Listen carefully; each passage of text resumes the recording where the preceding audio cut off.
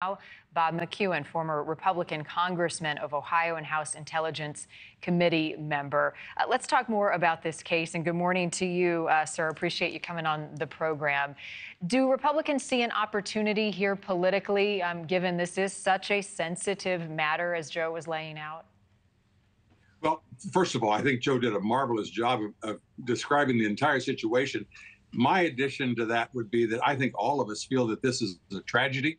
You know, for over 200 years in our nation, we had policy that the Department of Justice, that the most sacred thing in our country was the ballot box and elections. And the Justice Department did not insert itself in election times, that there were periods, or 6 months or so before an election, in which they wouldn't proceed. They wouldn't prosecute 9 months in advance. They would wait till the election process was finished. This president, though folks would point their finger at the attorney general, but basically it's the president's decision, decided to throw all of that out. And in 22, went after a marvelous good congressman by the name of Jeff Fortenberry. Right during the election process, he was because of various mistakes on the part of the government, he was able to be convicted.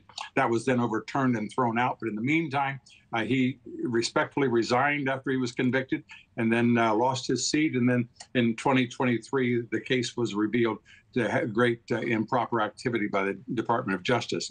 Now we see this happening again here, where the Justice Department is inserting itself into putting its thumb on the scale, trying to change these. So let's take, for example, Mr. Biden. Hunter Biden was investigated in 2018 and 19 for things that were really quite serious. That is, taking millions of dollars in bribes and taking money from Chinese communist leaders that the president was involved in, et cetera, et cetera. And that special prosecutor looked at those things and held them until the statute of limitations had finally exhausted, so that they couldn't be prosecuted. The only thing left was this gun thing. And as you can see, this is a clerical error. This is something where you check something.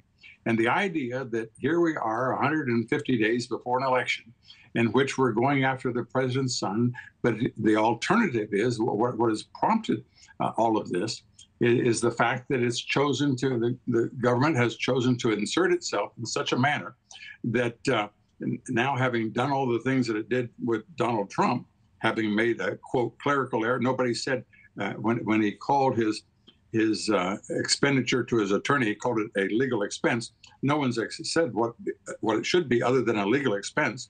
But nevertheless, if that was wrong and it should have been something else, that would be an error. And that would be one. How you get 34 felonies out of that clerical decision is one that makes one very wise. So your question is to how do Republicans feel about that? I think they see the injustice that took place with Mr. Trump, and now they see this going after this clerical decision for Mr. Biden.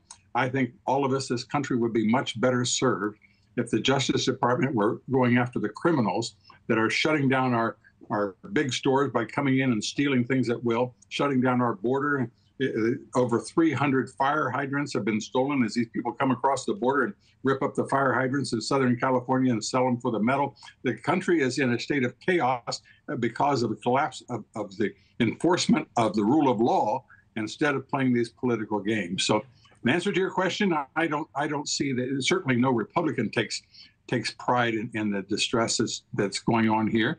I don't think that he'll be sentenced to anything significant, and I'm sorry that he has to go through it. Yeah, I think you're right that there is an erosion from the public on both sides, politically speaking. How that translates come November, we shall see. Bob McEwen, thank you. Good morning to you, and appreciate you being on. Thank you for watching. Go to newsnationnow.com to find NewsNation on your television provider. And don't forget to click the red subscribe button below to get more of NewsNation's fact-driven, unbiased coverage.